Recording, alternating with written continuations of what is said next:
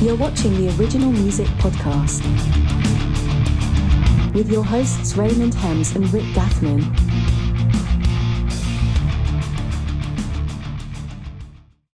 My wife says to say hello, by the way. Oh, man, I love her, dude. She's so awesome. Yeah, she is cool. Tell her I said, hey, man, that's I really sure cool. will.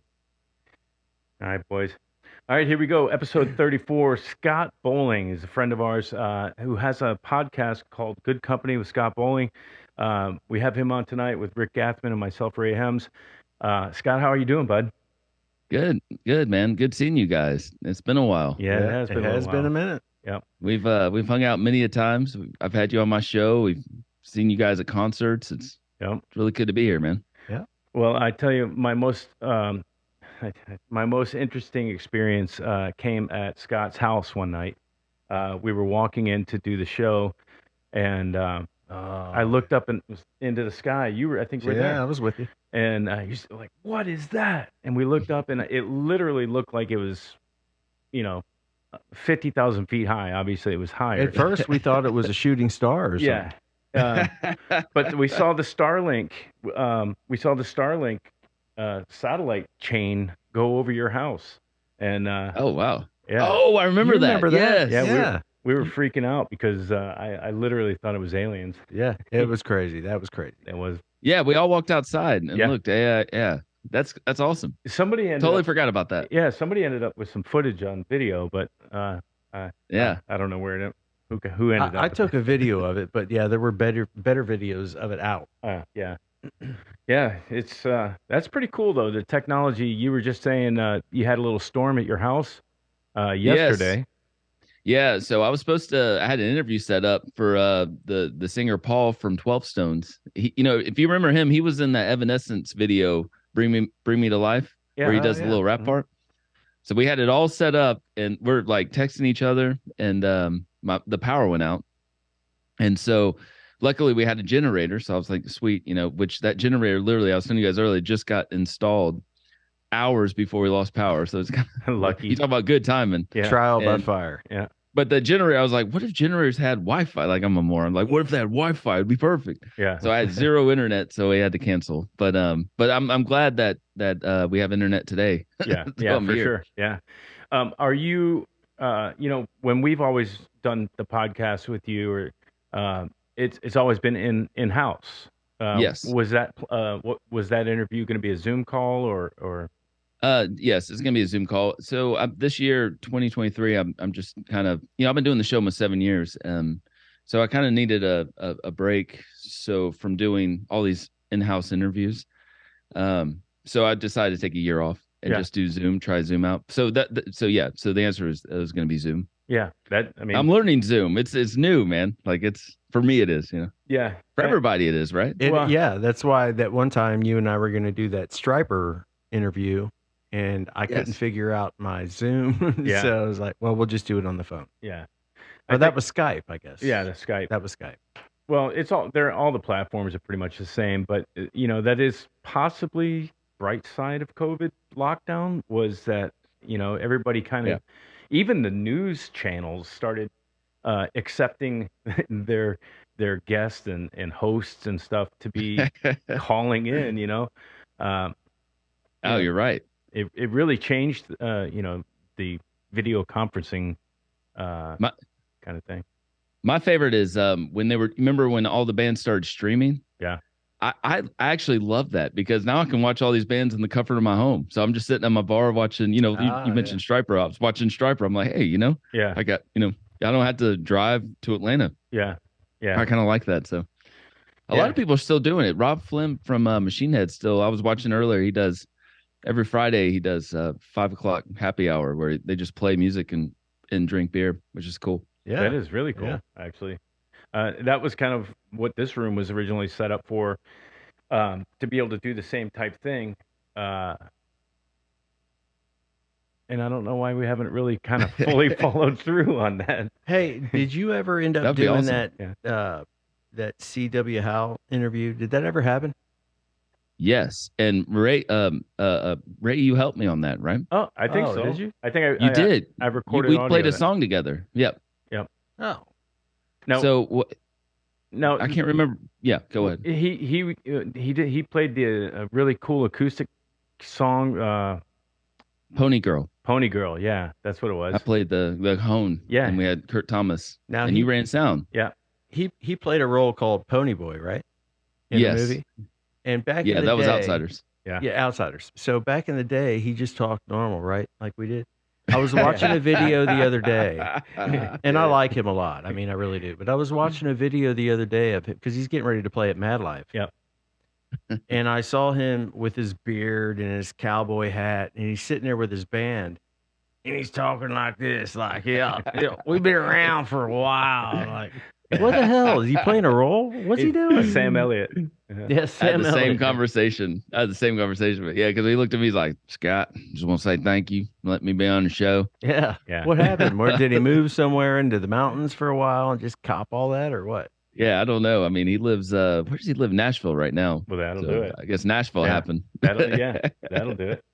So anyway, Yeah, I wonder what year that started. Did it gradually start, over time? yeah. I mean, I'm from St. Hey, Louis. man. I lived in Cincinnati, and I know that my accent has changed a little bit over throughout the years, but I never finally ended up, where I can't talk without a raspy voice or a country accent. And Give it some time. Give it Yeah. some time. anyway, He should do a cool, commercials or something. he's a cool guy, right? He's a super cool guy. Yeah, that was yeah. that was awesome, man. That was Yeah, that that was would have been great times. awesome. I was hoping to sit in with you on that interview, but he canceled that night. Oh, okay. Do you remember that? Yeah. That stinks, man. Yeah. But we got to set something up eventually. Yeah, of course. Whether it be Striper or somebody. Or yeah, whoever. yeah. Well, listen. You mentioned that you've been doing the show for 7 years. Almost 7, yeah. Yeah. What was the impetus of I want to do a show? Because I know you've been a drummer, right? You've Mhm. played Drummer, bass player, yeah. So you grew up. Were you in some bands around town here, or what was your? Absolutely. Yeah. Yeah. So when I was I've been in bands since I was probably 15. Yeah. And I did the whole thing like all the local guys, we made flyers, and back in the 90s, that's when I was a teenager, but it was so big on you had to have band photos. That was a big thing. I don't know if anybody does that anymore because social media, but back then you had to take your band photo and you had to make a flyer and put it up everywhere. And On so I everybody's grew up car. doing that. Yeah. Yes. Yeah. And we were all these rock schools they have now. Like there's a school down the street from my house, Let There Be Rock. Yep. Kyle Sanders from Hell Yeah, and he runs it. Nice. Oh, that's cool. Yeah, but so they have all these schools now. Let There Be Rock and what's the other one? I School of can't- Rock. School of Rock. School of Rock. We didn't have that when I was No. back in the day. Like we No. all kind of just sucked. Like we were just like trying to learn. We Yeah. had the guitar magazines. Rewind, But anyway, play. Yeah. Rewind, play. exactly. And so I grew up and I still collect. I was the guy of all the bands back in the day that would keep all the flyers and keep all the demos. Nice. So if you notice on my Good Company YouTube page, you'll just see random like, what is this random album? But I'm the guy that'll upload all that stuff, and people are like, man, I haven't heard that in Right. decades. Yeah. So I've always been kind of a hoarder growing up of all my the stuff I was into. Yeah. But yeah, That's good though, because like you said, I did that to my guys back in the day in Sexy Circus. I ran across a concert video and I was like, upload. So I sent it up, I put it on YouTube as a private video, and I sent them the link, and we all had a laugh. And about 7 days later, YouTube yanked it because they deemed it inappropriate. Really? Yeah, couldn't believe it. Go Oy figure. vey. So yeah, YouTube's super sensitive right now. I mean, it's they Yeah. got other places you can upload, I guess, that are better. yeah, we want to go there. No, I actually don't have any places other than YouTube. I don't either. But I have all my podcast platforms. Like you can go on Spotify and find all my audio stuff. Right. Yeah, but nothing else video. Yeah, so that's interesting because I mean, obviously Rogan's got video on Spotify. So when are they gonna allow that platform for a show like this or yours to be on Spotify with video? That's the first time I've ever heard that idea said out loud. That's an amazing idea. Why not? Duh. Yeah. I mean, the problem is that the problem I would have with it, and it's just like all of them, but Spotify might lead the way on paying the least. As far as our music, that's we've got albums on up there, and they pay like 0.003 cents a stream. And so what are they going to pay in a podcast? 0.004. So Yeah, I wonder how the algorithm would be on Spotify too, like people discovering you just solely on, Spotify. right. Like if you can get discovered more, I would use it if I could get more, people to see it more. Yeah. But Well, I don't know. how is YouTube working out for you as far as having things monetized? Are you It's good, man. That's a great question. It's when I was doing the in-house videos, I got a lot more views, I noticed. But so I'm trying to, like, with the Zoom, I'm trying to get like the algorithm or more people getting more. I need to get more sponsorship, and get the content out there. Yeah. It's like a different world, man. I know. I'm trying to learn it. And it's so weird though that just the transition from an in-house show that you were just talking about to a Zoom type format would change things. Why would that? If you're Yeah. having the same level of guests on and you're doing the same type of interviews, I guess you typically would do possibly an in-house acoustic performance, and that you Mhm. not necessarily able to do now. But why would Yeah, that that- change? That's it. I tell you, like I've thought about this a couple times. Like I wish if I could do anything different is if I went back when I first started the show, I Mhm. wish I'd started with Zoom. Or I don't even know if Zoom was out there, but I kind of wish I'd done something like this Right. because I prepare more for these interviews on Zoom than I ever did in person. Because Right. in person, it's like I don't know, it's like they're next to you, just kind of hanging out. Let's just kind of go with the flow. On Zoom, it's like I don't know, man. You got to like for me, I'm like having notes. I'm like this is the most prepared I've Yeah. ever been. Yeah. Yeah. So I'm kind of looking forward to when I go back to in person, how that's going to transfer over. Like yeah. maybe it's making me get better at what I'm doing. I don't know. Yeah. I'm trying. Yeah. dude, you're so good at what you do already, man. Dude, you, not- you some come are up good, with some are bad. you've got props. You've got Yeah. I mean, Yeah, you you props. prepare. Oh, When- thank when- you. When you had me on or Ray on, and I was like shocked when you had Say Never on, and you had like the poster boards. Me when I was Dude. 14 behind drum. I'm like, what? I gotta- where the look, I got hell? this. Check it out. He's got Yeah, there you Yeah, go. Yeah. Yeah. Yeah, that's cool. We're getting ready. We're up nominated for 4 awards for the ISSA awards. Jonathan's Dude, nominated for congratulations. 4. The band's nominated for 2. We're headlining a show August 5th. We're going to be on. It's going to be televised and on Roku TV. Is that Oh my gosh, dude, Sandy, that that's is amazing. It's going to be awesome. Yeah. I got this too, man. I talk about props. Like, look at this. Hey, Yeah, brother. Yeah, we were just talking Dude. about that drum head. Yeah, we were. dude, Rick, you're so amazing, man. One day, Rick just showed up at my house and he's like, "Hey, I got a bunch of awesome, amazing stuff for you." I'm Yeah, like, Holy crap, dude! It's Yeah. amazing. I love you, Scott. He's a very Oh, giving you're the guy. best, dude. He's I love you, definitely- brother. You're the best. So you went from playing in bands and you said drums and bass around town. At what point did you kind of like, oh, okay, probably day job got in the way or something? When did you Yes. quit playing live? Yeah, so that's basically what happened. I played all the way up till my last band was probably 2006, 7, and I just told the guys because they're all like, we want to make it, like they were taking the next steps to go tour. And my dad has a family company, and so he basically was like, "Come work for me," and I was like, "Okay." So like, I can't do this anymore. Yeah. So then I played at church for decades. Yeah. That was the next thing. I played bass and mostly drums. Yeah. For years, and I just felt like the whole podcast thing was funny because I would listen to podcasts. I'd probably starting back in 2000. I'll tell you this. Do you remember when hey Rick? You remember when, or both of you guys? You remember when Stuck Mojo did the reunion show? Yeah. Of Mhm. course. 2014, I think. Mm-hmm. I talked to Rich Ward about that at the show, and he's like, "Yeah, I listen to Eddie Trunk. He's great. He does his own podcast." And I was like, "I don't even listen to podcasts." Yeah. So that was I had to give props to Rich Ward because I started listening from then. I was like, I really want to do this. Yeah. Yeah. And How'd you guys discover podcasts, by Well, the way? Through you. through you. Yeah. Yeah. I mean, that's not disaccurate. It's not. That's not malinformation. That's No. actually true. Oh, that's cool. That and again, the pandemic and kind of putting together a system to be able to do rehearsals and record them and watch what we're doing right, wrong, and I'm like, well, if I have the cameras, and obviously the King Joe Rogan, I got turned on to Yep. to him right at the tail end of the pandemic when I guess he was catching a lot of flack, and I wanted to hear what he had to say out of his own mouth in long form, like unedited. And I really kind of got into, when I go out and I get on the riding lawnmower and do chores around the house, and I got my ear protection on. I got Same with me. Yeah. I got my in-ears in, and I would rather listen to conversation and learn something and laugh and listen to people cut up than, how many times have I heard the dark side of the moon album? Right. Yeah. Okay. Yeah, I'm the same way. Yeah. Yeah. So that kind of got me turned on to what the whole thing is. But what you were saying with Eddie Trunk, back in that day, I always podcasts were just audio, right? Mm-hmm. Yeah.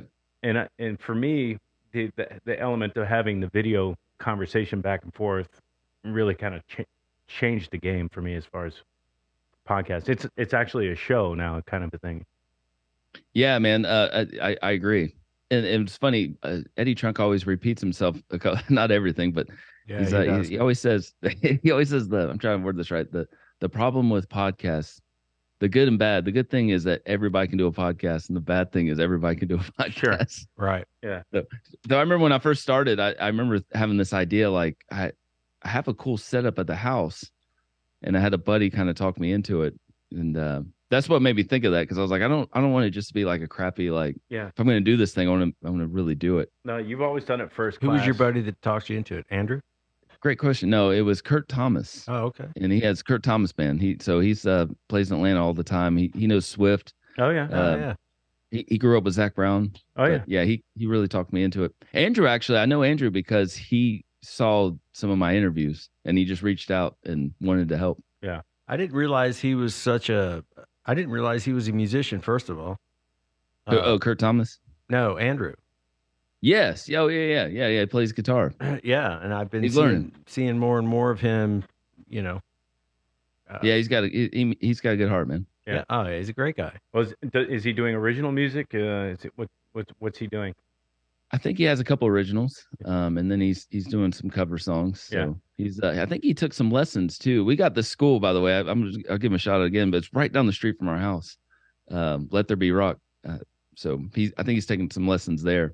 Yeah. You guys got to go to this place. I got to bring you there. They got a new club opening up called Blackstrap next door. Oh yeah, I've heard something about that too. Oh yeah, dude. They have all this Pantera stuff. Yeah, like because Kyle was in the band Hell Yeah and a couple other bands, so he's got all this original. It's amazing. Oh yeah, we definitely need to come. Next time you guys are in town, I'll drop you over there. Well, I have been threatening to go and book a show at the Blackstrap. No, at it's not the Brandy House. That's an old club down. Branch House. Is it Branch House? That's 2 minutes from my house. That's what I'm saying. I've been threatening to book a show there, but I can't do it without knowing that you're gonna have to be there. Oh, dude, I'll be there, brother. You bring the golf cart. Yeah, I can. I have a golf cart. Yeah. Let's do it. Yeah, we'll do a Giza and Hope's Anchor show there. Yeah, come on. Oh, that's killer, man. I love that. I think that's the type of venue that typically has the 10 to 2 mixed cover band type thing, but you know, they might Yeah, let's do that. Come on. Yeah, I mean, it's a good stage. I did a site survey. You checked it out. Yeah, and checked it out. Would it work? It can handle all the everything. Our big show. All right, I'm in. Oh, that's killer. I'm in. Yeah. So you got into podcasting, and I cannot believe, and this is just because of my marital situation. My wife would not want me having people over to my house to do these shows, which is the reason I'm doing Zoom. And the fact also that I can talk to people in Florida and Oklahoma and all these different places. But how did you get away with that for so long? Ray, you're smart, man. So listen, my interviews, I got a funny story, right? So I'll tell you guys real quickly. The first interview we did, first of all, I booked it like during the week, and it was like, because I made sure the wife was gone and the kids were in school, and it was early. It was like maybe 10:30 in the morning. Yeah. And so you talk about nerves. I had a crew who I didn't really know. Yeah. And this was a different crew from the crew I'm using now. The crew, I say crew, was one guy. Yeah. So you still using Maori? I'm still using Maori now. Okay. Yeah. But back then this wasn't Maori, and that's another story I have to tell later. But so I have this guy here. I got my buddies showed up. I got about five or six people showed up, and now it's like, okay, it's game time. I've never done an interview. Yeah. You know what I mean? It's Yeah. not like I can just practice. So I'm just like, okay, here we go. Yeah.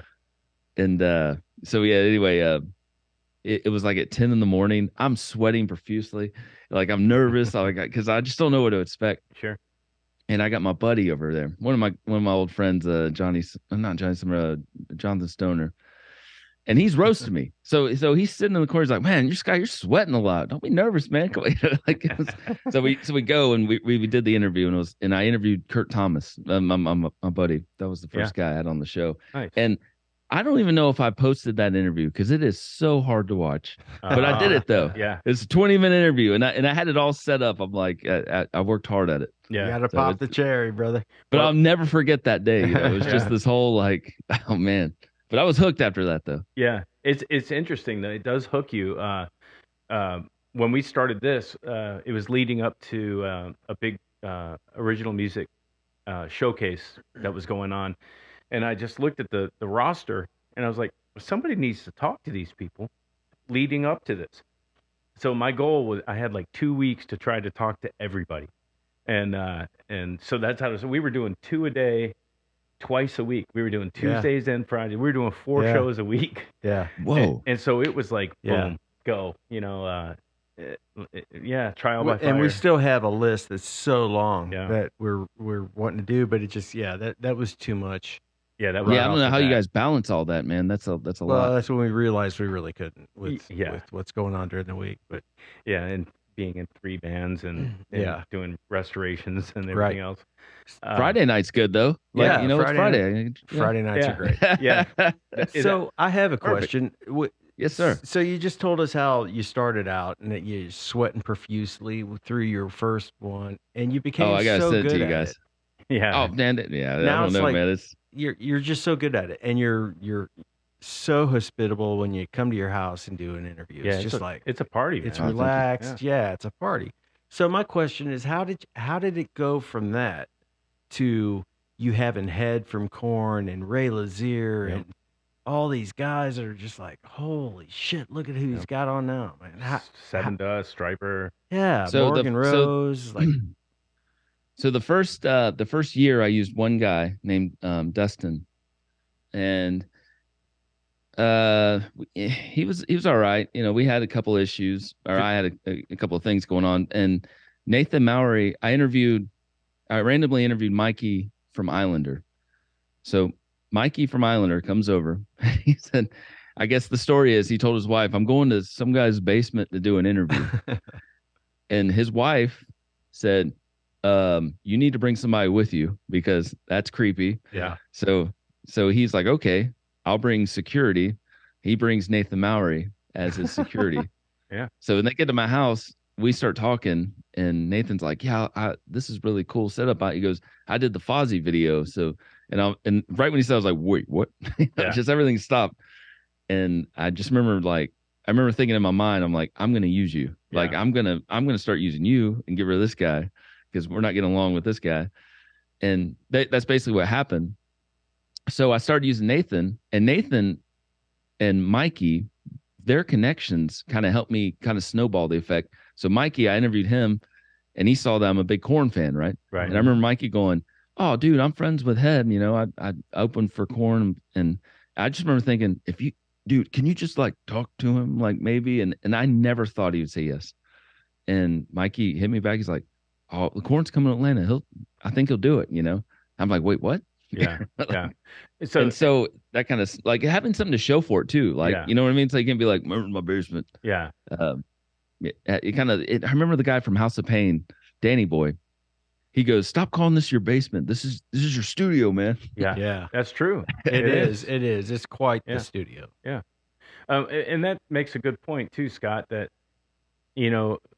what we've been doing over the past 3 months is it's networking. It's meeting people and talking to people. We just went to King's X in Buckhead 2 nights ago. Cool. And I met a guitar player that I probably should know, being a guitar player in Atlanta. I was like, this guy. You're talking about Taylor? Yeah. Oh yeah. Taylor Washington. Taylor Washington is going to be on next Wow. week or Yeah. 2 weeks from now. And this kid's he's bad. He's the bone. easily one of the best Really? musicians in Yes. Atlanta, in my opinion. And yeah, so we're gonna have him on next week, and but it's all networking because we all have common interests. Let's plug his band real quick. He's in a band called Paladin. Paladin, yeah. Yeah. Or Paladine, I'm not sure. Paladin. Paladin, okay. Yeah. Yeah, check that out. check him out. It's definitely. He plays guitar and sings lead. The first time I ever saw this guy was in 2016 with Rich Ward. We went to the old Masquerade, and they opened up for Queensryche. And Rich and I were standing there, and this guy was up there singing and playing, and I just looked at Rich. I'm like, who in the hell is this guy? Yeah. He looks like, I mean, he's skinny as me and just a little guy. He looks very young, and he looks like he might be like when you meet him. It looks like he might be operating out of what was the School of Rock place, House of Rock. Yeah, Let There Be Rock. Let There Be House of Rock. This guy is a bad mofo. That's Yeah. all I can say about him. He also, Oh, that's awesome. Yeah. he's in one of the local Def Leppard tribute bands as well. Yeah, does Meddlesome. I mean, just a stellar Does player. Meddlesome, yeah. But- He's an incredible musician. Yeah, but the Wow. the point is the networking aspect. That's what this is all about. We're just talking to like-minded people, doing like-minded things, Yeah. trying to figure it out because Agreed. everything just keeps changing and We're trying to push original music and trying to figure out how we can get everybody's original music out there or find places to get these bands to play. And yeah. that's what this whole Dude. thing's about. But Yeah, I agree with the networking. That's in your Ricky. You were saying earlier, like I have it all set up where I have like everything, like food and drinks and water. Yeah. That's part of networking, really, because I feel like if everybody has a great experience, if I interview these top guys that's right. and I'm rolling out barbecue food, Yeah. they're going to tell they're going to tell all their guys, That's like, right. oh, you should. That's how I got Ray Lazier. Ray Lazier was like, dude, I heard this place is awesome. Yeah. Dude, Yeah, he's and one of the greatest drummers on the planet. Yeah. And it smokes me that I didn't make it there. I wish Yeah. I would have been there for that. And you invited me, and for some reason I couldn't make it. I'm And I still was kicking there. myself. I know. Yeah, I was there. Oh, he played Cajon for you guys. Yeah, I got to Ray? play with them. Yeah, I know. Go, just keep on rubbing that in. Yeah, why don't just you, rubbing it right? in. Yeah, you don't chintz on your show. Your show's the bomb, man. I love coming Oh, to you your guys, place. thank you, man. I mean, you guys are killing it too, man. That's thank you. But there's one thing.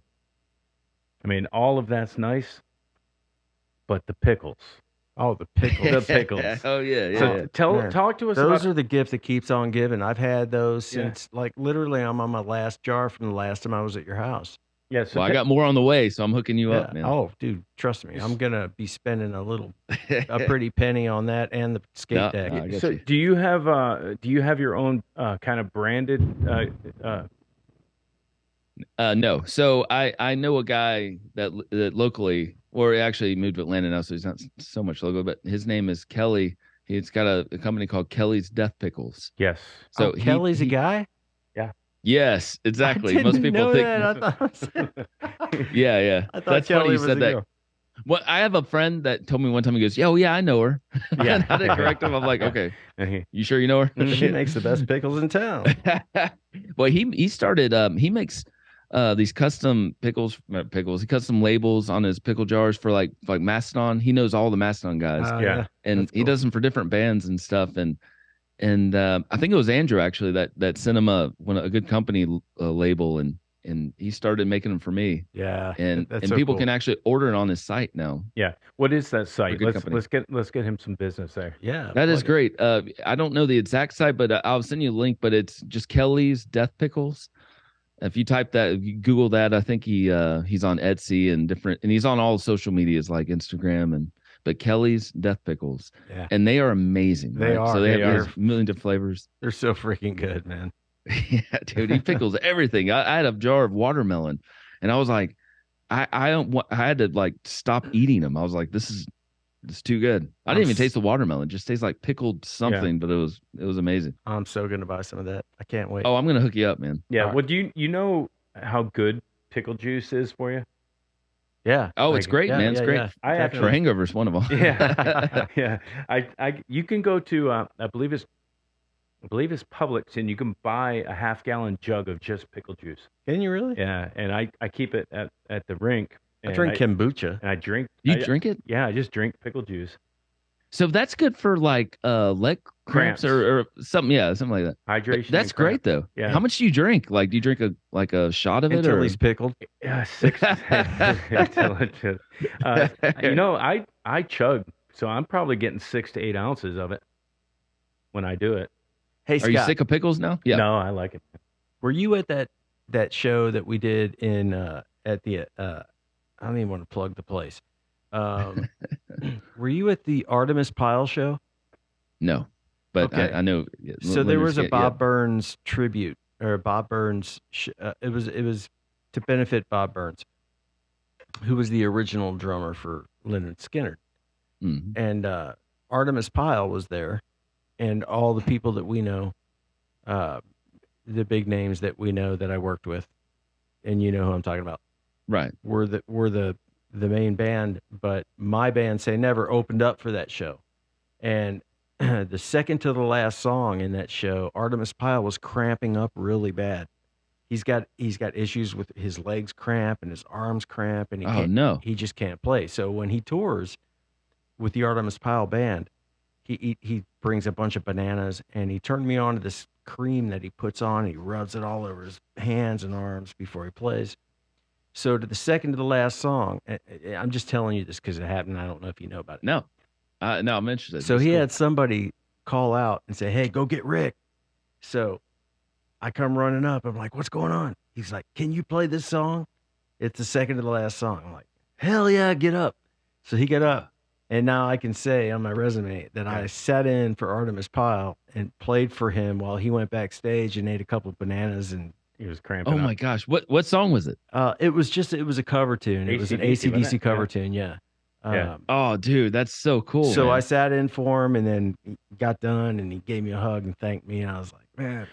No, let me ask you I this. sat in for Artemis Pyle. When you Dude, sat that's amazing. when you Yeah. sat behind his kit, how did it feel? What was It it felt like? fine. I was Yeah. fine. Yeah. I could deal with it. Yeah. His drum kit looks like a '57 Chevy. He's Right. got that blue and silver '57 Chevy looking kit. It was awesome. I didn't care. Oh, did if you it keep in was touch set up- with him? I have his number, but I don't. Yeah. No, I mean, it's not like we talk all the time because he's really busy. You know what I mean? And You're like, next time you cramp up, hit me let, up. me, let me know. You need some Kelly's Death Pickles. Come on. yeah. I thought you'd get a kick out of that story. I meant to tell you that That's a a long great time ago. story. Yeah. So when back to the podcast or your show, and are you doing the booking, or did you say you're using somebody to help get the guest and because it's a lot of work. People don't Yeah. people don't understand, especially musicians, setting a date and a schedule is not always in stone. You know what I mean? Right. It's kind of hard to get people to lock in and show up. But Commit. are you doing that yourself, or? Yeah, so I am doing it, but I have people along the way that'll like C. Thomas Howell. Kurt Thomas was writing with him. He writes his music. Wow. So I network with him. So yeah, I do it myself, but I also not depend, but it helps when you have friends that are friends of him, so Right. it kind of work that way. One thing I don't like is I'm friends with a couple of podcasters, and they're always a couple of them go through like band assistants or manager. I don't know who they never go directly to them. Yeah. And I don't know if you guys do that as well, but I've never done that before. So it's like foreign language to me because they're like, well, I was talking to their manager or whoever works for the band. I've always gone directly to the person. Yeah, I do the same thing. I go straight to I find a contact, and there is a band that I wanted to have on, and I reached out to them, and I got a response, and they said reach out to this person, and they never responded, and then I never wanted to have them on. It was that easy. It's very Yeah, easy. that happens. That happens. That happens to me too. I'm still trying to get Jeff Foxworthy on here. We're friends. Yeah. I mean, Dude, that would be really good. amazing if they were on the show. I've loved him. I've Yeah, talked to you about that's him. Yeah. I mean, he'll do it. He's told me he would do it. It's just it's a matter of just time. Yeah, you know how busy. I mean, the bigger. Yeah, the he's star, getting the older more too, man. busy he is.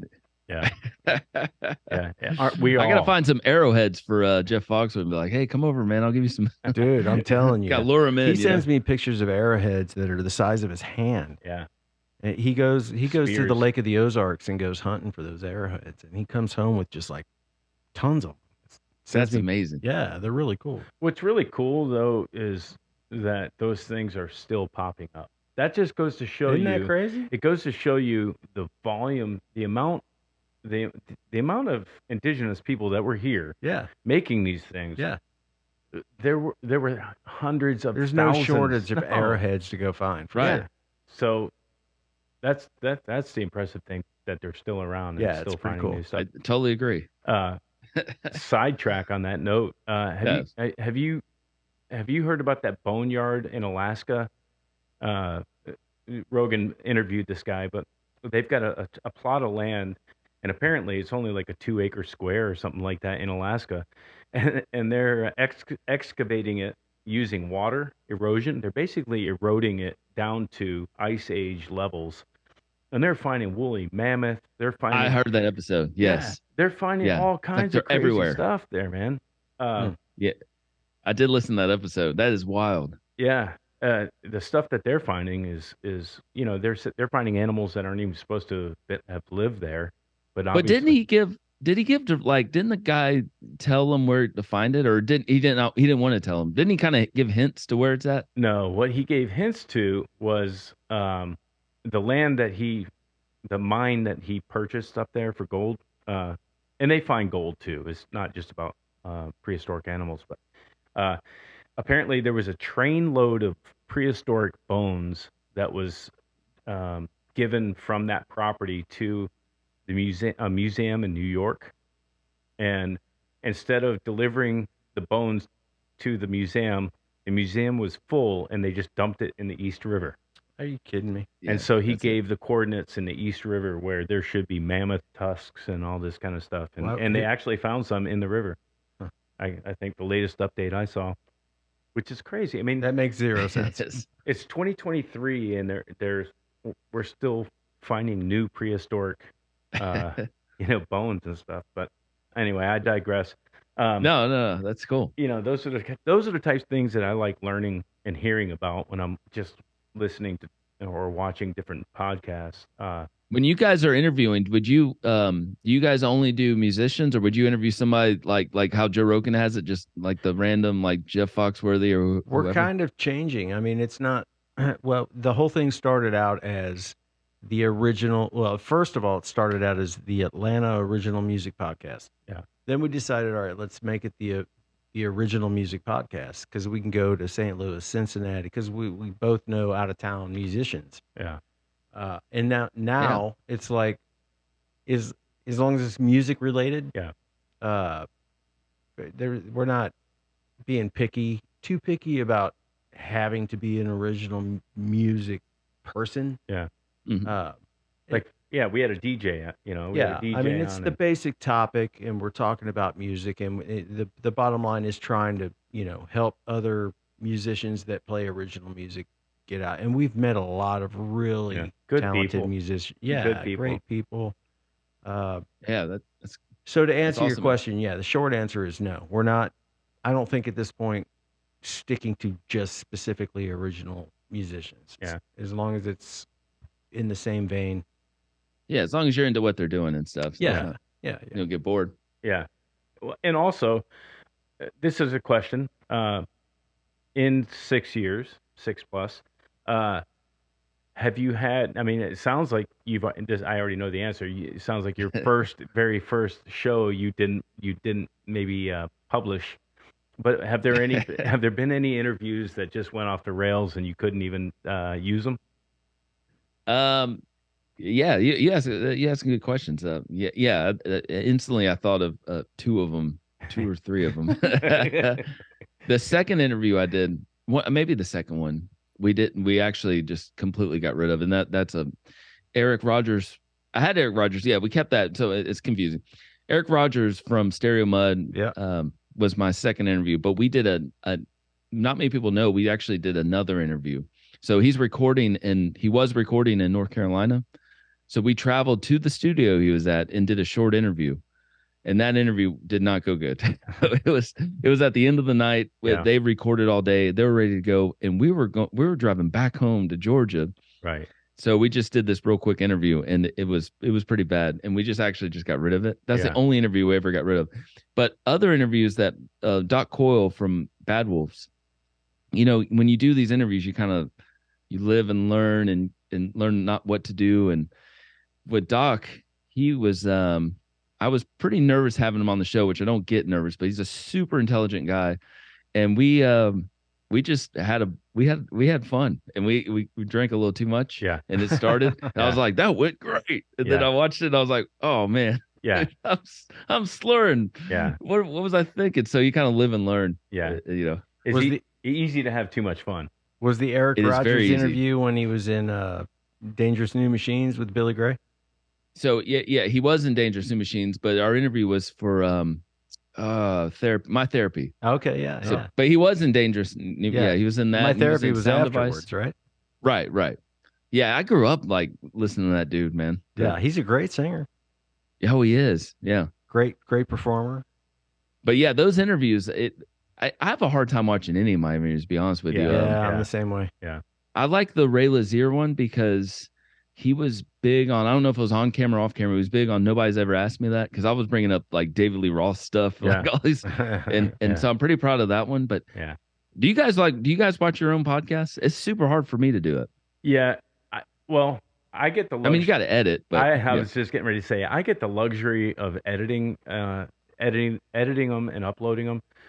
So yes, I have to watch it over, and more times than not, though, I'm like, oh, that was better than it felt. You know, I didn't screw that up as bad as I thought I did. Kind of a vibe, more as opposed to oh, that was awesome. We did a Say Never interview, and we had to. I wasn't going to say it. We ixnayed it. It's what gone. happened? Yeah. It never made the air. You guys interviewed Say Never, like you're in the band, but you remember? Yeah. What happened? It just sucked. Yeah, I've been there. I've deleted one interview. Yeah. It was so bad. We're gonna probably end up redoing it at some point, but yeah, it wasn't good. Yeah. There's only so much editing you can do, right? You just chop it up. You're like, oh, there's nothing there. Yeah. Well, I mean, and also, it's not like anybody specifically did anything bad or wrong. It just wasn't a good, interesting. It didn't flow. Right. It didn't flow. Right. It was more of a FaceTime call with your buddies, and where you're jabbing each other in the ribs and saying things I was like, guys, this is gonna be aired. Yeah. You really want to be talking about that? Yeah, okay. your singer. I can see your singer doing that a ton. Hey, I wasn't gonna say that, but yeah, we're gonna go ahead and blame it on Jonathan. Me. I don't care. Yeah. Hey, have you? He'll own it value. too. Yeah. Jonathan's not afraid to own it. Jonathan is. Yeah, he says outrageous stuff. Well, and then at the end, the next day, I'm in editing, and he's like, "Hey, you think you can edit out the curse words?" I was like, "Dude, have you listened to yourself lately?" That means there would be like 7 words left that he said. Yeah. Yeah. No, I'm just kidding. I'm just busting their guy. That's hilarious. But I love those guys, but yeah, it was a bad one. yeah, and then there's been interviews where I thought, for example, we did an interview with a guy, a blues guitar player, good player, good guy, and he answers the Zoom call, and he's in an alley. He'd just gotten off stage, and he's in an alley between 2 venues, and he's sitting on the ground holding his phone. I was like, oh no, can we find a better backdrop, or can you put your phone somewhere where it's going to be stable, that kind of thing. And I thought that it was going to be a throwaway, and it ended up being actually good. Yeah. So you really never know. You really never know. Who's the guy you guys? I was watching your podcast earlier today, and there was one guy that was creative. He was in his car, and it looked like he had his like the wind. He had like a little mirror flipped over, and it had a light. Yeah, that was fairly recent. Yeah, that was a rapper out of South Florida, and he and that again, the same type thing. I was like, he answered the Zoom call, and I'm like, where are you? And before we went on the air, Rick was like, "Oh, thank God! Scott's got a great background. He's got good lighting. His mic is perfect. This is going to be awesome." If you're going to be on a podcast, this is just for a generality help you help us type of thing. Right. Yeah. Be in a spot where your camera is mounted. It's going to be stationary. It's going to be 16:9, which means sideways. And do yourself a favor, get a little bit of lighting, do a little something to make it look like you're in a studio of some sort. And it'll look better on our end. It'll look better on your end. It'll be better for everybody. That's just. Can I just say something? I didn't mean to cut you off. It's always, and this is my opinion, it's always the younger people that are just starting out have that issue. Yeah. You're not gonna have the issue with more established people. Yeah. I had that problem too with younger bands or brand new bands. Yeah. I had the most problems with, but it's like you get Brian Welch on your show, you're not gonna have a problem. It's like right. Yeah.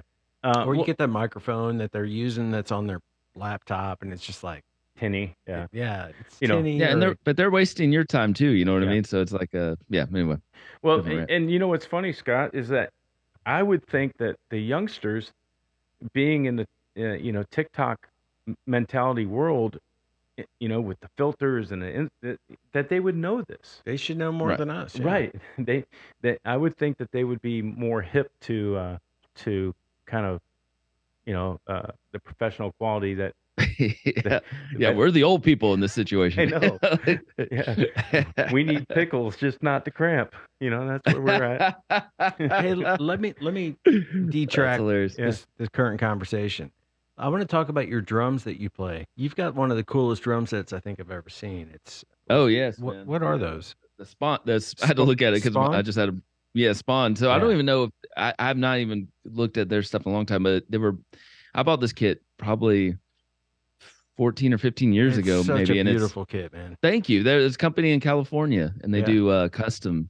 Have you heard of them before? Yeah. Oh yeah. Yeah, that's cool. I got this fly. They're half acrylic, half wood. They're really? Oh, they're such good looking. Oh, they make beautiful. Do you have kits. one that you can hold up? You have a loose one.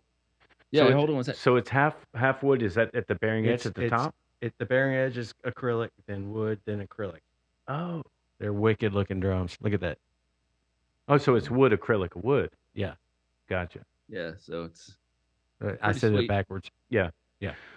So being a dum-dum as far as drums go, how does mixing substrates like wood and acrylic, what does that do to the tone? I mean, It's a loud drum, I would imagine. Yeah, it's super loud. Yeah. I don't know. That's a good question. I don't have the answer to that. I don't necessarily know how to answer that myself. I mean, I know a lot about drums and different woods and tones that you get, but the combination of the two, other than just aesthetically looking stunning, I think they probably sound. If I were, it's got to sound different. If I had a gun to my head and said, okay, I had to compare it to a drum, I would say it sounds like a maple drum, like a loud maple live drum. Yeah, whenever I play my drums, I'm always have headphones on and I'm blasting music. So I've never nerded out on like how's this exactly sound in my my Well, head. you get like the guys that record and they use birch, and the guys that play live generally like to use maple, or just like my kit that I'm currently playing is just all acrylic. It's all clear.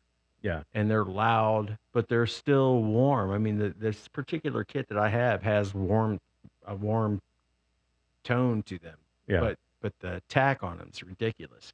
So I would think that you got kind of get the best of both worlds with that Spawn kit. Yeah. Oh yeah, man. And can you spell that? Is it SPAWN? Yes. Yes. Nice. Okay. Now, I have not heard of them, but I'm a guitar player. Yeah, they've been around a while, a long time. SPAUN. Oh, SPAUN. That's what I meant to say. Okay. When you said W, I was like, yep. Well, Spawn, I'm thinking. Just roll with it, Scott. Yeah, Spawn. Yeah, I know. I just roll with it. Comic books. You know, it's weird. When I was doing the podcast, we started sprinkling in music, so I got the Cajon, and I tell you, like, we weren't even planning on doing that. Right. And that's been. I remember when Clint Lowry from Seven Us came over, and my favorite memory is like him and I went into a different room in my house and we just jammed practice together. Yeah. And I was like, I'll never forget this moment. Right. I just thought of that, but I never thought about that when we started the podcast. It never was like, I'm just going to start jamming with these people. But Yeah. that's one thing I want to start doing again. Yeah, definitely. Yeah, and that's kind of one of the things I'm thinking about with this. Like, because we literally could plug in and play right now, Yeah. like full band. I'm thinking about kind of doing like an Austin City Limits format where band comes in, we talk, band plays 3 songs, band finishes with the outro conversation, and that be the show. That is a killer idea. And Daryl Hall from Hall & Oates had a show. House. Yep. Daryl's house. Yep. That's why I wanted to start my show. That's a great idea, man. Yeah. Because Absolutely. we're here, Yeah, we have it set up. You guys know that show. That's so cool. That was a great show, actually. I love that show. Yep. Butch Walker was on there. Yeah, It was amazing. that was a good one. Yeah. CeeLo, he's had so many people on that show. That show wanted me to. Yeah. Billy Gibbons one was Billy brilliant. Gibbons. Yeah. Yes. Billy Gibbons is And such his a drummer, legend. man. His drummer is just, it doesn't get any He was more phenomenal. Oh my he always God. had that jersey on. Yeah. And he just like solid as a he's rock. so good. Yeah. I wonder why they went away from that. And Well, they started their own bar though. Remember, because he had a bar they started, and then they just well, the whatever bar happened. I reached out to that bar to actually book a gig, and that show, the magic of that show wasn't to open a nightclub. The magic of that show was to have a meal with Billy Gibbons, talk, and then I don't know which order they did it. They probably played all day and then had the meal and filmed it with magic of editing. But that was the magic of the show, was to see Joe Walsh play with Daryl's band. Yeah, that playing was Joe awesome. Walsh That was songs, a great show. But anyway, that's kind of what I want to maybe head down that road a little bit. But You should. That would be awesome. I just have to know who I'm bringing over, that kind of thing. It's a little sketchy to just bring anybody over, but for the most part, meeting all these people, I'd trust them with my wallet on the table. There's not really anybody that we've talked to that I was left the conversation going, No.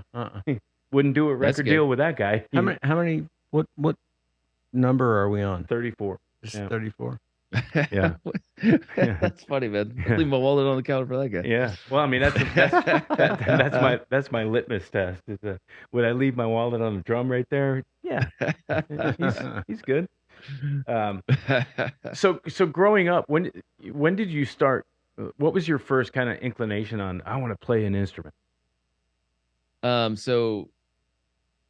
Growing up, music was always my thing. So my brother was in music, and he's 5 years older than me, and he kind of turned me on to a lot of different bands. And so, but he was a big computer nerd, so music was always something that I've always gravitated to older people. Yeah. And that would you should check out this band. I remember my buddy Jeff was like, you should. I'm gonna. Anyway, with all that being said, I was like, well, obviously I got to start playing. So I remember playing guitar, and I was terrible at it, and I realized I could play bass better. It was probably when I was 13, 14 years old. Right. Yeah. Yeah. I was probably that age. Was not good at. No. Hey, nobody is good. Nobody's good at first, right? No. I think I spent 6 years just working on vibrato, before I would even play in front of anybody doing anything like that. It's pretty crazy. Wow, that's some discipline, dude. Yeah, because that was, I could play, Heaven's on Fire from Kiss, or You could, yeah. something like, the old, what's the Deep Purple song that everybody, Smoke on the Water. Yeah, or whatever? I could play that, but before, I wouldn't do anything until I could actually, and I still, even to this day, I will not go into a Guitar Center or anything like that and just plug in and start playing. Why is that? Do you get hesitant? Like if somebody Well, I feel like okay, I can play guitar, but I'm not whole until I have my boys around me. Oh yeah. When I have the battalion, I'll go into war. But just me by myself, I'm not. I don't feel like I'm that good to do that. I agree with you so much. I'm the same way with drums. When people are like, "Well, just play something," I'm Yeah. like, "Well, where's the band?" Like, I'm not great at just like, let me do this improv drum solo Yeah. right now. Yeah, it doesn't make sense, right? I'm not like Garth. Remember Garth in Wayne's World when he's just like, "I like to play." I like to play. Yeah. Just had a thought. What is the longest interview that you've done? Oh, that's easy. Rich Ward, Yeah. Really? And head man, Rich Ward's amazing. all by himself. And he's a talker. Yeah. Oh yeah. Yeah. I had like 100 props. I spent so much money on just like all these, like everything he's done. That's the first thing he said when he walked in. He's like, "Wow." Yeah. Well, it's you can a guy that's been around for I've been in Atlanta since '95, and I don't know how many years that is, but it's a lot. And I think I could do a stack of if you go down the history of your stuff. But when you get a guy that has a long discography, so to speak, yeah, I mean it's easy to pull out something. Hey, remember this? And Oh yeah. and you'll blow Yeah. them away because he'll be like, "Oh man, I can't believe that." Yeah, Rich Ward's the best, man. He's so cool. He brought one of his original Stuck Mojo backdrops to my house, and it's still that's in my right. office. He did, didn't he? Yeah. That hanging in Yeah, that just back such a room killer still. guy. Oh yes, I have a short little quick story of Rich Ward. When Rick, I think it was the first time I ever met you, or I want to say it's the first time I met you. I think it was at Striper, possibly. May have been. And I remember seeing Rich Ward in the crowd. Hey, wait, And- who opened that show? I think, Oh, I think no, it was was a that the little same- band called Hope's Anchor. Who- I'm not sure. Who was it? Yes, Oh yeah, yeah, that was a fun show. I think this was before then. Yeah, Oh, okay. actually, it was the This 30th was- anniveration show. So you're talking Yes, yeah, 5 that's years it. ago, Yeah. 5 or 6. It was the show before you guys Gotcha. opened. Gotcha. You're right, but hey, I remember the Hope's Anchor show. I was there. Yeah, that was I was fun, man. backstage. That was a great show. That was stressful. But yeah, I saw Rich at the show in the crowd in the pit, and I was way far away from him. So I was like trying to creep my way like all the way to him. And then I get next to him, I'm like, "Oh, it's Rich Ward." Like trying to act like, "Hey, how did this happen?" But meanwhile, it took me 10 minutes to get to him through the crowd. And we had a killer selfie picture. And after the show, Rick, I want to say that's when I met you, man. It may All be, you guys. Yeah. But- Now, how but did yeah, you I've always- how did you pitch Rich? Say that. How 10 did I times. pitch Rich? Probably just begged. I think I asked him a bunch of times. And once, oh, you know what? It was weird because I interviewed Bones. He was the third interview. And I think I pitched it to him that way. I was like, "Look, I had Bones on the show, and Yeah. I know they didn't have a great relationship, and I think it was I felt like it was a trust issue kind of thing. I felt Yeah. like Rich was like, I was trying to tell him like, "Look, man, I'm not on Bones' side or your side. I just I really respect you, and Yeah. I think once I got his trust, then Rich, I feel like Rick, but I feel like Rich has his walls up. Like he doesn't let anybody in his world. Like you have Right. to. Yeah. Yeah. We But could this is a talk good about thing, stuff though. off air, but yeah.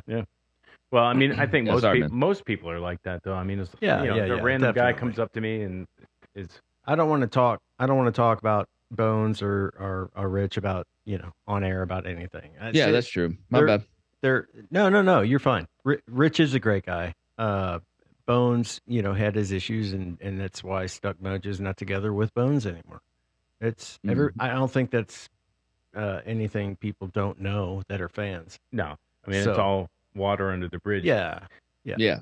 Several times you, over. You got your people that wish Stuck Mojo was still together with Bones, and then you got your people that liked with Robbie in the band. I personally loved Robbie in the band, but Robbie's the man. Yeah. And Robbie and Lord Nelson. yeah, I love Lord, talk about a sweet guy. He is. Paul. He's the best. So's Robbie. Yeah. You should check out Robbie and his wife Vicky have a new band called Six. Six Sense. Yeah. I watched your interview. Yeah. That was a great interview you guys Yeah, that did. was fun. I just yeah. got my T-shirt in the mail today. Did I was you? like so excited. Yeah, it looks like a Yeah. The- Iron Maiden shirt, but with the bear on it. The bear. Yeah. yeah. No, Oh, that's so killer. Those two are two of my favorite people on the Yeah. planet. They're the sweetest people. that's a good point. That they're taking, the bear and branding that Yeah. as Eddie. That's yeah. their Eddie. Yeah. I mean, it's important. Oh, that's cool. Yeah. Yeah. It's really It's cool. like they're Eddie. Yeah. Yeah, I mean, that's awesome. Yeah, it's important to have some sort of something like that. That when somebody sees it, they'll go, "Oh, that's that band." I mean, unfortunately, that's kind of where we are as artists now. It just has to be, Yeah.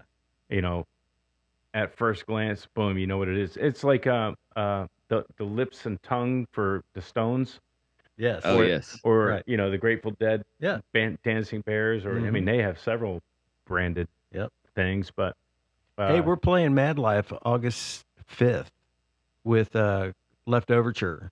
no, it's August 30th. That's what I meant to say. Yeah, if you're there on the 5th, And if it's you the could wrong make night. it, I will be Yeah, no. happy to pay for your ticket. No, or we'll sneak have in you the back door, table you know. seat. Oh wow. Oh, Yeah. thank you, man. Yeah. I will mark it on my calendar if you guys Yeah. send it to me. It's a Wednesday. We'd love to have you out. It is a Wednesday. fine. I know it's I can make it's a school arrangements. night, but I'd Okay. love to have you out. Do you need a plus Well, one? thank you for the invite. Do you need a plus one or just Well, I don't mind paying, man. That's No, not- Oh, no, come on dude. now, quit it. no? If I go, it'll probably be a plus one. Okay.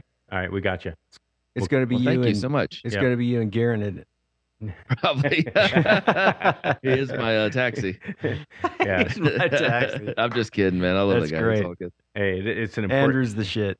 It's important to make sure you're not dumb.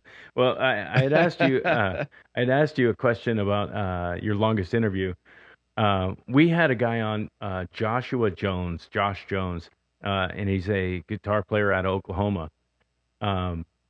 And I had, during the pandemic, like, the algorithms just started sending me all of his stuff. And I'm like, man, this cat is bad. And he plays like Eddie Van Halen in 1978. So he's a Yeah. younger guy and he's playing Van Halen. I watched this interview, by the way, just throwing that in there. Okay. Well, that interview was 5 hours and 45 minutes long. Wait, you He guys said after I recorded for left- 5 hours? He I cried left. uncle. He cried uncle and left at like 1 a.m. And This was 5 hours long? 5 hours That's and 45 insane. minutes. And I think I cut it to two and a half hours or something like that, because we were still on the air and we just went off, off the rails until the dead of night. But I think I went to bed at 5 a.m. God, man, that's Yeah. that's And it was insane, dude. It was so That's cool. bigger than Rogan. Yeah, 5:45. But I could never air that. I could never. But it was fun. Because it Wow. just turned into a conversation about all kinds of different things. We talked in depth about gear and all this kind of stuff. The stuff that would just nerd people out. But Right, no, that's cool. Hey, we need to send you the last show we did at Mad Life. Have you sent him that? no. Come on now. Yeah, we did a It's a good show. documentary. Yeah, we did a documentary of our last show that was a 90-minute show, and now the documentary is an hour and 44. Oh, Yeah, it's Oh, fun. yes, It's good that's times. cool. The music good. It's all. It he's took- just gone? Yeah, Yeah. it took me a year to edit, and it's it, literally. I mean, it took a year and I'm like we're at, and that's another thing I don't think people understand about, like, when they see a band put a video up. It's not just show up, do the video shoot, do a quick edit, and put it online. It takes months. Oh, yeah. Because- I don't know how you guys do it. Because It turned out really well. Ray Yeah. did a great job. It- It's a cool thing. It's tedious, huh? Yeah, it's extremely tedious, but it's fun to do. The problem is, as an artist, it's hard to say that's done, because there's always something to tweak. Yeah. If you're like Ray, Yeah, it's never done. I need a chaperone. Can you send a chaperone? I thought Rick was your chaperone. I don't know. he doesn't listen to me. No, Rick. Rick's not here during chaperone hours. I help him with his Hope Anchor stuff. Yeah. Like, yeah, that sounds good. Let's do that. Yeah, and yeah. So you're going to do a year of going to kind of a Zoom format. Do you find that it's easier to get a guest? Oh, yeah. Yeah. Yeah, Yeah, I would dude, think it's so. simple. Yeah. Yeah, it's so easy. Man, when I had people at the house, that was some planning. I mean, it would be like sometimes months Yeah. of just like, oh, yeah, it's way cheaper to Zoom. Yeah. Yeah. But the planning thing, it's yeah. I like Zoom. It's addicting. But when I had people at the house, it was different. So I definitely want to get back to that. And we have some ideas of changing it up when we come back. I want to start doing live events, which scares the absolute crap out of me.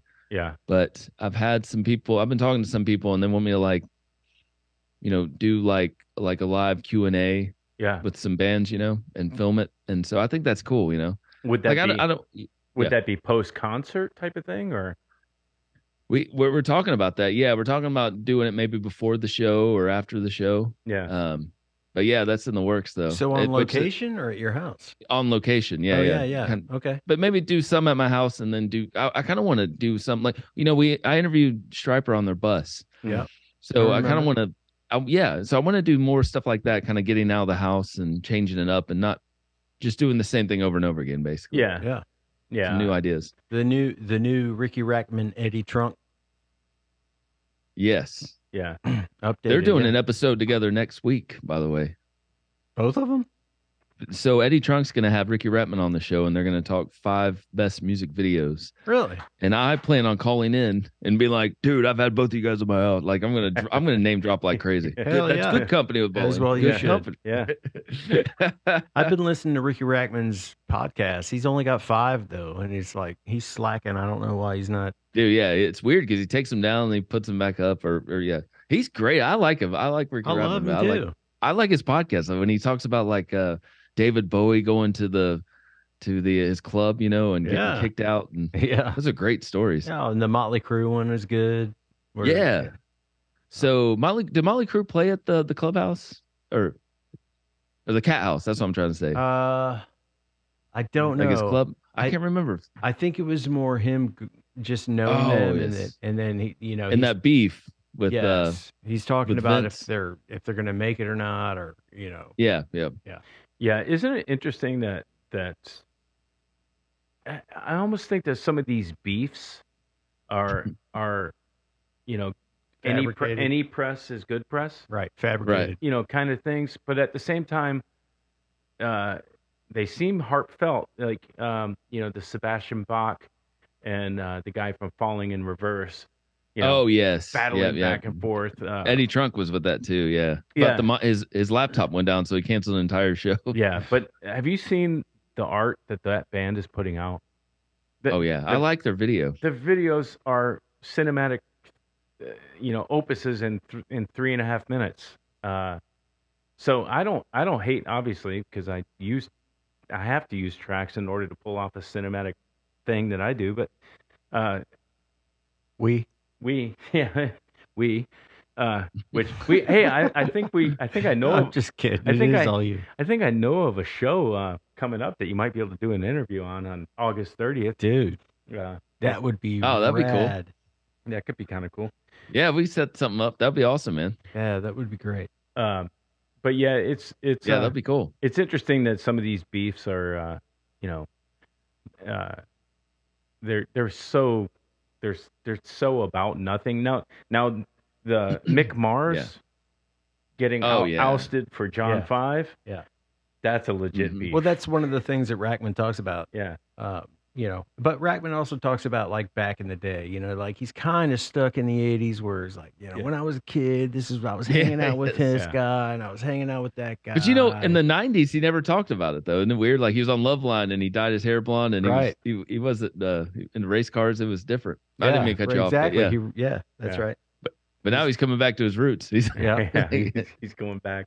Well, I mean, so that's the kind of thing though where we all are living in our past to some extent. Well, it's of- stuff to talk That's about. me. You know what I Yeah. mean? He's trying to get a Yeah. podcast going, and he's talking about that's what he's got to talk about. And it is interesting Yeah. if you guys. I'm 54 years old, so to me, yeah, I like listening to that because I did listen to Headbangers Ball, and I did watch Ricky Rackman, and Yeah. yeah. he hung out with all the dudes in Motley Crue, so I like to Well, he hear the hung out little with stories everybody, that he's right? got. Yeah. Yeah. So Headbangers Ball, let's talk about that for a second.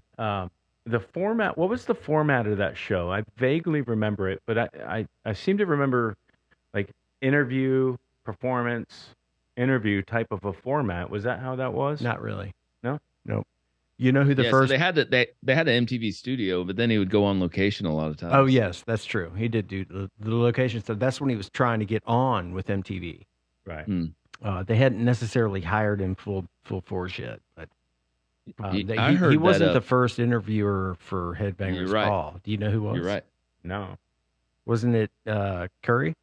Adam Curry? Yeah, it was Adam Curry. And then but I heard Eddie Trunk say that Howard Stern was almost going to be the first, very They first did guy talk or something about like him. that. Yeah. Wow. But yeah, Adam Curry was the first guy to have a podcast, wasn't he? Wasn't Yeah, he's the original- podfather. Yes, he's Yeah. the Podfather. Yeah, Yeah. he's the Podfather. You know who the first band on Headbangers Ball was?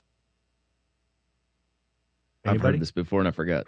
Is Bueller? it Faster Pussycats? Bueller? No. No. Bon Jovi. Oh, I could wow. see that. That was right in their heyday. If right? I'm not mistaken, I believe it was Bon All right. I don't know Jovi. why I said Faster Pussycats. I was way off. Well, that's a good guess. I was thinking, Yeah. I was thinking Ricky Ratman, and that's his. I mean, his shit, old it could have been roommate, LA Guns. Jamie, look that up real I'm quick, gonna will look you? it up. I'm looking it up now. Talks amongst yourselves. Now, the Headbangers Ball. You know, he had my favorite episodes when he did Alice in Chains at the water park. Oh, yes. And Yeah, that- they made a documentary about that water park. They It got sure did. shut down. it did. Yeah. You're right. They were sliding naked and doing all kinds of Oh, crazy stuff. you're there. right. Yeah, yeah. And the rides were super dangerous. Yep. Well, I mean And- that What you come up with there, Jamie? well, let's talk about super dangerous rides. That ride in Charlotte where the roller coaster was broken. Did Oh, you guys yeah. see that footage? Oh yeah, where That's the crazy. thing. Oh, I did. Yeah, Yeah. it was kind of rocking back and forth. Yeah. yeah. Luckily, nobody got hurt. Yeah. It kind of eventually. Could you Not- imagine being on that ride? Like, No. Not you'd for have me. some therapy like the rest of Listen, your life, you know? I broke my back in 1998 in 5 places, and I since have rode a wooden roller coaster, and will never do it again No, wood. because it rattled the absolute shiznick out of me. Was it that Fozzy video that they did? No, I The roller wasn't there coaster? for that video. I was in 2 prior videos for that. I did not Judas, but the 2 after that I did. But no, I didn't do that one where Rich threw the guitar off the. Yeah, I heard they all got sick on that. They did. I think Billy was in the very back, and he. Yeah, I think Billy was in. He was out of the scenes. Like if you watch the video, you don't see him towards the end. Yeah. Well, Poor Billy. He's So- my favorite. I love Billy Gray. Headbangers best. Ball. Episode 1, April 18th, 1987. Debuts with the hosts Lemmy and Phil Animal Taylor of Motorhead. And they introduce videos talking about heavy metal. And the videos include Cinderella. I don't know. Dokken, Aerosmith, and a Motorhead Mean Machine, and Ace of Spades. So, Okay. So Lemmy, talk about. So according to Ricky Ratman, So Lemmy's the first one. yeah, this is or is it episode Bon Jovi? 1. Episode 1.1 was So they Lemmy. hired Ricky to come out and do like one day. Yeah, Here- Axl Rose brought him up there. Like he kind of worked his way in. I've heard him say that a couple times. Yeah. So it looks like they episode 2. Guess who hosted episode 2? Howard Stern and Leslie West from the band Mountain. Okay. Yeah. That's insane, Yeah. dude. Episode Howard 3, Stern. Uh, hosted by Ozzy Osbourne. Yeah, I remember with hearing a that. I with think a Ricky- special appearance by Autograph that you opened for. Yeah. Oh, that's cool. So every episode's just a different person. Yeah, it sounds like up until They finally settled on yeah, Ricky. The Yeah. Godfather of podcasting. yeah, Whatever his name is. yeah. Adam Curry. Yeah, Curry's a pretty interesting dude. I listened to his podcast. He's a on smart Rogan. guy. Yeah. Yeah. Oh And, yeah. all of those guys are, they're in their 50s, late 50s. Yeah. And kind of getting to the point where I listen to them, I'm like, I get it. Like I understand what you're saying. We're not going to be able to change anything, but that's where we're at, those kind of things. But Yeah. but Dude, Kurt Loder, man, is old, dude. Yeah. He's like my Yeah. dad's age, man. yeah, let's It's look like up. 70s. You know who else I've been seeing around all over the place lately? Is that what's the bald guy's name? Matt Pinfield. Yes, Pinfield. Oh yeah, he spent the night over here one night, man. Did he? Really? Crazy Tell us stories. about that. Yeah, dude. Oh well, that's a good story. I didn't mean to cut you off. No, Go go. Let's hear. No. So I won't go into too much detail because I don't. He No, probably don't I like want that. all the detail. But he's sober now. And when he came over to my house, he was not sober then. Right. But anyway, we had a great time. He was he missed his I guess the details are kind of blurry. I think he missed his flight. And then it turned in my family was at Disney. So I was like, just stay here. Yeah. And eventually I got tired and I was like, oh, before then we were sitting at the kitchen table and we were just talking about music for hours. Yeah. And it was amazing. You should have filmed that. That's what we talked about. We should have filmed it. Yeah. And so everybody eventually left and I went to bed.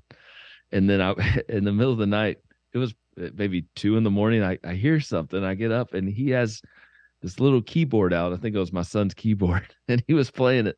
Writing and he was a song. just jamming and just singing out loud. It was so good. He was singing the band, and I was like, I will never forget this night the rest of my life. That's so cool. Well, those are the experiences and memories that you're getting from doing this format. And after 6 years, are you bored with it? No, it's such a passion, man. fun, He's right? ready to go again. Yeah, he's ready to fire Oh my back gosh, up. yeah, and you can tell when people kind of fizzle out, Yeah. But it's like I'm so hooked on it. I love, just like you guys love what Yeah. you're doing. It's fun. Yeah, and people get caught up. I think people get caught up a lot on like how many views it's getting, like how much, like they get maybe I don't know, maybe my place say, but it's nice to be paid for it, but it's like I didn't start this going, I'm gonna do this for a job. I did because I love it, Right. Yeah, and that's the purest of motivations, right? Yeah, that's key. You just do it because you like to do it. Ray and I were like blown away with after we did your show to get him and I together. Yeah. It wasn't too long after where it was like at 28,000 views. We're Yeah, both like, how the hell did that happen? Yeah, dude. I just started killing it with views, man. It started snowballing. Yeah. Now, are you on the for us to getting started, and we're obviously new getting started. And is there an advantage to getting, there's tons of companies out there saying, okay, we can get you views, we can get you subscribers, and all this type of stuff. Is any of that legit? Because you have to reach a plateau before you can monetize, obviously. Yeah. Is any of that a legit? Have you heard, obviously I get them in my email, so I know you get them in your email. Yeah, so I've tried a company out before called I can't remember the name now, Promote something. Mhm. And they did get me views, but I didn't always use them though, and I just felt weird about it. So I don't know how legit that is. That's a great question. Yeah.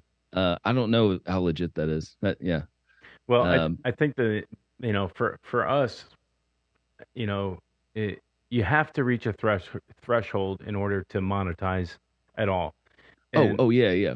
Isn't there like 1,000? I thought it was like 10,000. Maybe it's 1,000. Yeah. Yeah, but the bottom line is 10,000 probably. Yeah. What bugs me more than anything, and it's on the Hope's Anchor stuff and everything else, is if I go to my video and then an ad pops up, but I'm not eligible for monetization, somebody's getting the money from my video being up, and that bugs me. Oh, that's good. You're way smarter, so I need to let me know when you find out what's up. that bugs me. So, it's and we've talked about this on the podcast multiple times. That I didn't get into playing music to figure out the marketing layout of how to monetize a video, but here I am. So it's kind of frustrating, but at the same That's a time, great point. Yeah. It's where we are in 2023. Mm-hmm. Yep. Worrying about that monetization. Yeah. I need an assistant to help me with that. Yeah. If you find one. Hey, there you go. I was going to ask you about, have you thought about getting a small space to do an off-premise studio to make it easier on your family life and your home and that kind of thing? Have you thought about going off-site? Yeah, we've talked about that a couple of times, but not lately. But that could be a possibility down the road. That we've had mentioned that a couple of times. But yeah. Yeah, 'cause- Maybe down the road. Yeah, because that's kind of what I was thinking with. Yeah, are you familiar with like Tom Segura and his Yeah, wife I Christine? love Tom Segura. Right. Yeah. So- I listen to him all the time. They essentially built a studio with multiple sets, so to speak, where people can rent and do their shows in in one of their spots. Maybe that's a business opportunity to put together a podcast farm. Wow, that's a great idea. I didn't know they did that, and that reminds me of rehearsal spaces. You know, when you Exactly. sign up, Yeah. just have for a podcast, or you could just do a rehearsal space just for your podcast. But yeah, that's a great idea. I didn't know Tom Segura did that. Yeah, so they built their studio and they have multiple people, doing shows out of their podcast farm. Did they do Two Bears, One Cave out of that Yeah. same? I Mhm. love that. I love that podcast. Yep. I love Burt Kreischer Yeah. and Tom Segura. Have you seen The Machine? I pre-ordered it, but I didn't go to the theater. Did you guys watch it? I actually went to the theater and saw it. How was? I've read the reviews, but what did you think? I mean, I'm a fan of the story, so I love it. I'm a fan too. Yeah, know. the story. It's one of those things you're gonna have haters, trash it because, it's him. Right. And but I mean the storyline was good, and they got Mark Hamill. They got Luke Yes, dude. Skywalker. How'd they do that? Yeah. Yeah. So they're doing something right. We should get him on the podcast. Mark Hamill. dude, Yeah. that is. I that like would that be you're amazing. shooting for the stars, Shooting high. kid. Shooting for the stars. Yeah. Well, so what's next is going to be you're gonna do if Zoom type format. We're gonna do Zoom. Yeah, do Zoom for now, and I'm talking to a couple guys about some ideas about doing live shows, and then and getting back to doing them at the house. Yeah. And just keep going from there, and trying to get more Kelly's Death Pickles out there. Yeah. And- Yeah. oh, and my skate decks too. I got to talk about yes. that. Let's talk about those because I have a friend that would kill me if I didn't get him a deck. Oh man, I got some on order, so I'll hook you up. But yeah, and you can order them on the site too. But it's the Hooch Skate Oh, you Shop. can? Yeah. Say Yeah, again. so I talked Hooch HOOCH Skate Shop. I hope Yep. I'm saying that right. Yep. I'll definitely send you some links. But he told me if people go to a site, you can order my deck from or send him a message and say "Good Company Skate Deck," and he'll send you one. But Okay. I'll hook you guys up. But yeah, they're great. They came out and I had them on the show. It's just a family business. It's a guy that was in the army, I think, and he had his son working for him. That's awesome. And Yep. they do some great stuff. They're Yeah. so badass. All of the boys. Is that Seven Dust deck up there above the door frame? Is that one of them? Oh yeah. Yeah. No. I mean that's not Hooch Skate Shop, but Okay. yeah, that's a Seven Dust from when Sonny was in the band back Wow. like in wow. 2000, mid 2000s when Clint was in the band. Yeah. And actually Sonny's autographed it. So Oh, nice. That's cool. That's really cool. It's Nice. rare. I have Uh, a million skate decks, by the way. I have like you're asking me earlier, do you skate? And I'm Yeah. like, nope. yeah. I'm the world's biggest skate poser. But they're perfect though because I put them above the doors, so you Yeah. can't find anything else that fit above the doors. Yeah, it's wasted But, space, right? Oh yeah.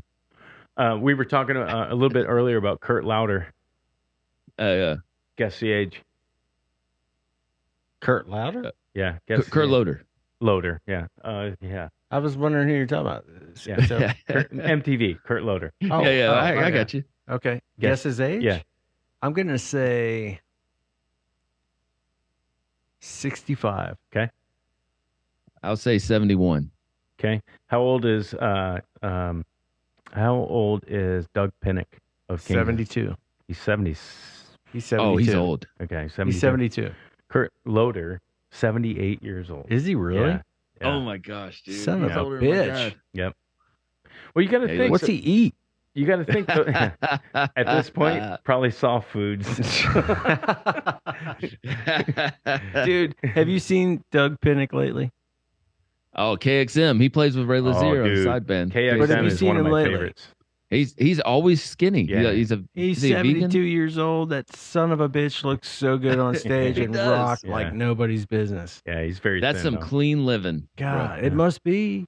Well, I don't know. I see him posting pictures that he's at Denny's, he's at IHOP, he's at Oh, really? Okay, same thing. It he's goes eating right through you. You know how many people are jealous of that? You Yeah, I know? know, right? Yeah, he looks good for his age for sure. KXM. Let's just talk about that for a God, second. no doubt. I- What a great band. Oh yeah.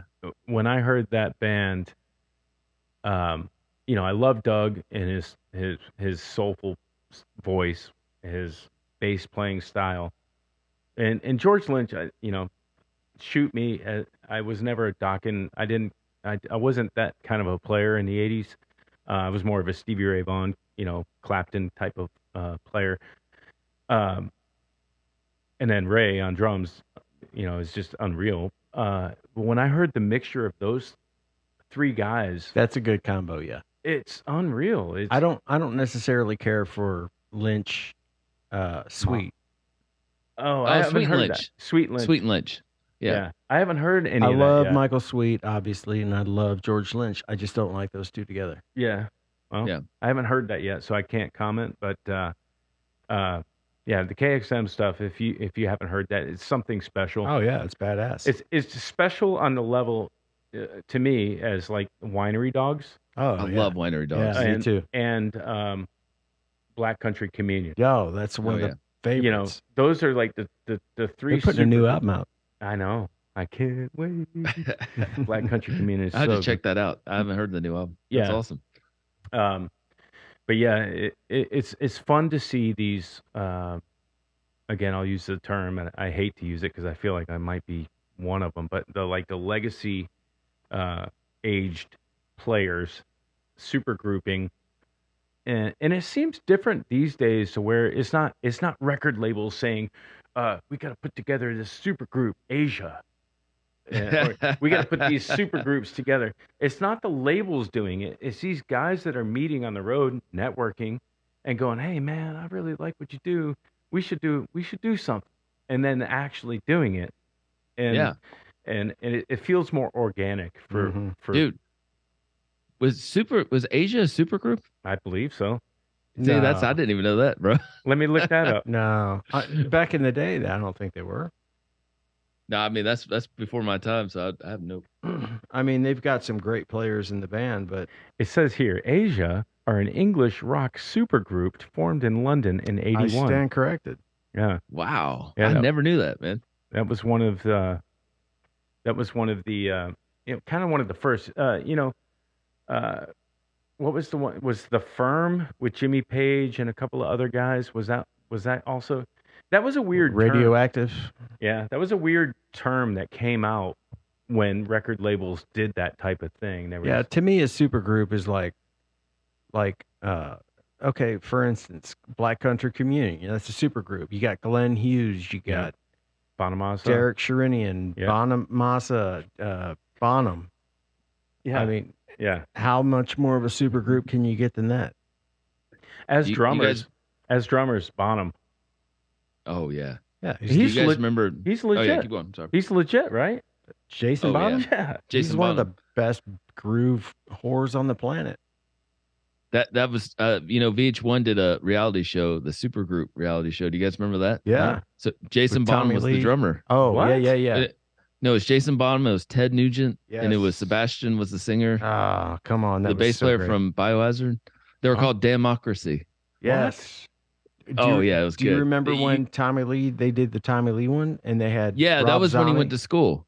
He went like to college or something. Tommy like, Lee goes went back to school. college. Well, on they the had show? Rob Zombie sing. It was for some. Actually, what I'm thinking of is it was some kind of award show, and Rob Zombie was singing. Tommy Lee was playing bass. They had what's Tommy the Lee guy's was on name on bass? guitar? Oh, I missed that. Gilbert. Paul. Gilbert no, Clark.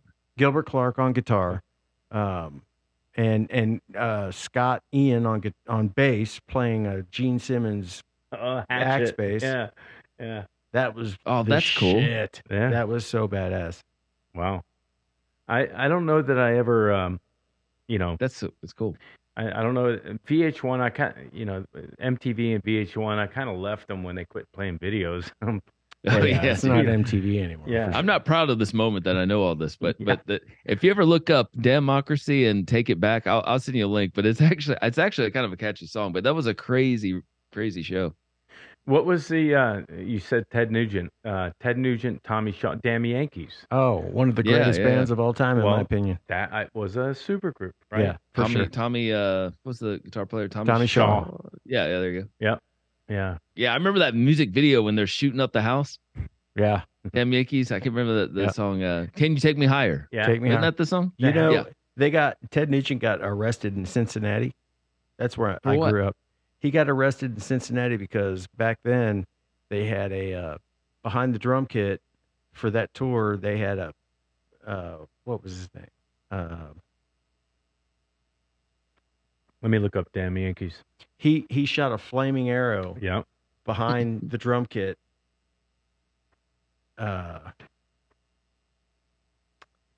It's hell getting old. Anyway, he shot a flaming arrow behind the drum kit at a bad guy, and it was against fire code in Cincinnati, so they arrested him after the show. Oh Oh, wow. jeez. Who Well- was the bad guy? It was it wasn't the drummer. Saddam Hussein. It was before. Oh, him. I see. I got you. That's awesome. All right. So yeah, it was Damn Yankees was Tommy Shaw, Ted Nugent, Michael Cardellone. That's the drummer. Yeah. Cardellone. Mm-hmm. And Jack Blades Right. from Night Ranger. On bass, right? Yeah. And you know that all of those shenanigans, that was pure Ted Nugent 1978, Oh right? yeah. You know, a guy that comes out in a loincloth riding an actual buffalo Yeah. at a rock show, Yep. that's doing it. I mean, how do Uncle you Ted. pitch that? He didn't give a fuck. How do you Totally sober. Yeah. Just Yeah. Totally like sober at the same he time. loved yeah. he loved the women. He loved the Yeah. females. Yeah. He did. I mean, that's Yeah. that guy. And you know what? I watch him. You know, I'll watch him on an interview or talking. You know, Ted Nugent's got to be 78. Oh, easily. I mean, Oh yeah. let's look that up. When I was 10 and I heard Cat Scratch Fever, Yep. I was like, oh, I'm so hooked.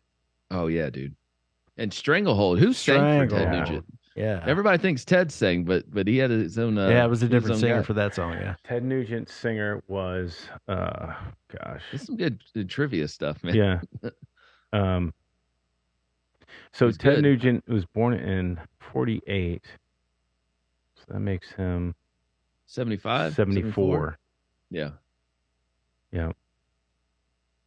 But yeah, this stuff that Ted did on stage in the 70s was, and nobody told him no. You know, when I was He on, needed a chaperone. have you heard of Jared James Nichols? Uh-huh.